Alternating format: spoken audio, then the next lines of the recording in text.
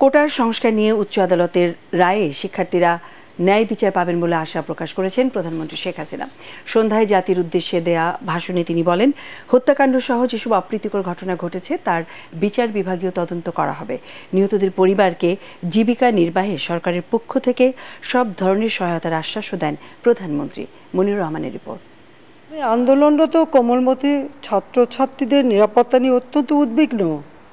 এই সন্ত্রাসীরা যে কোনো সময় সংঘাতের পরিবেশ তৈরি করে তাদের ক্ষতি সাধন করতে পারে। কোটা সংস্কার নিয়ে গত কয়েকদিন ধরে চলা শিক্ষার্থীদের আন্দোলন মঙ্গলবার রূপ নেয় সহিংসতায়। এর পরিপ্রেক্ষিতে সন্ধ্যায় জাতির উদ্দেশ্যে ভাষণ দেন প্রধানমন্ত্রী শেখ হাসিনা। সংক্ষিপ্ত ভাষণে তিনি অভিযোগ করেন, কিছু মহল এই আন্দোলনের সুযোগটা নিয়ে তাদের উচ্চাভিলাষ চরিতার্থ করতে সন্ত্রাসী কাজ চালায়। কিছু মহল এই আন্দোলনের সুযোগটা নিয়ে অনাকাঙ্ক্ষিত উচ্চাভিলাষ চরিতার্থ করার সুযোগ নিয়ে সন্ত্রাসী কর্মকাণ্ডে লিপ্ত হয়। এর ফলে এই কোমলমতি শিক্ষার্থীদের আন্দোলনকে ঘিরে যে সকল ঘটনা ঘটেছে তা খুবই বেদনাদায়ক ও দুঃখজনক। অহেতুক কতগুলি মূল্যবান জীবন ঝরে গেল। আপনজন হারাবার বেদনা যে কত কষ্টের তা আমার থেকে আর কে বেশি জানে। আন্দোলনের শুরু থেকে সরকার ও প্রশাসন যথেষ্ট ধৈর্য ও সহনশীলতা দেখিয়েছে বলে জানান প্রধানমন্ত্রী। তিনি বিশ্বাস করেন, কোটা সংস্কার আন্দোলনে জড়িতদের সাথে সন্ত্রাসীদের কোনো সম্পর্ক নেই। আমি বিশ্বাস করি যারা কোটা সংস্কার আন্দোলনে জড়িত তাদের সাথে এই সকল সন্ত্রাসীদের কোনো সম্পর্ক নেই, বরং সন্ত্রাসীরা এদের মধ্যে ঢুকে সংঘাত ও নৈরাজ্যকর পরিস্থিতির সৃষ্টি করছে।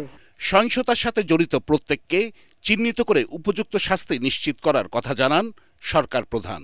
আমি দ্ব্যর্থহীনভাবে ঘোষণা করছি, যারা হত্যাকাণ্ড, লুটপাট ও সন্ত্রাসী কর্মকাণ্ড চালিয়েছে, এরা যেই হোক না কেন, তারা যেন উপযুক্ত শাস্তি পায় সে ব্যবস্থা নেওয়া হবে। সুষ্ঠু ও ন্যায় বিচারের স্বার্থে সে সকল বিষয়ে বিচার বিভাগীয় তদন্ত করা হবে। যারা হত্যাকাণ্ডের শিকার হয়েছে তাদের পরিবারের জন্য জীবন জীবিকা নির্বাহের ক্ষেত্রে যে সহযোগিতা দরকার তা আমি করব। কোটা সংস্কারের ক্ষেত্রে সরকারের পরিপত্র বহাল রাখতে উচ্চ আদালতে আপিল করা হয়েছে।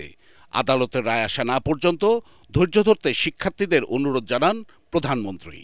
আইন প্রক্রিয়া সমাধানের সুযোগ থাকা সত্ত্বেও রাস্তায় আন্দোলনে নেমে দুষ্কৃতিকারীদের সংঘাতের সুযোগ করে দেবেন না। সর্বোচ্চ আদালতের রায় আসা পর্যন্ত ধৈর্য ধরে অপেক্ষা করার জন্য আমি সকলকে বিশেষভাবে অনুরোধ জানাচ্ছি। আমার বিশ্বাস আমাদের ছাত্র সমাজ উচ্চ আদালত থেকে ন্যায় বিচারই পাবে, তাদের হতাশ হতে হবে না।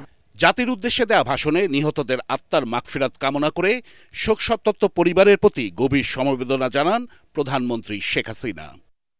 মনিরুর রহমান, এটিএন বাংলা, ঢাকা।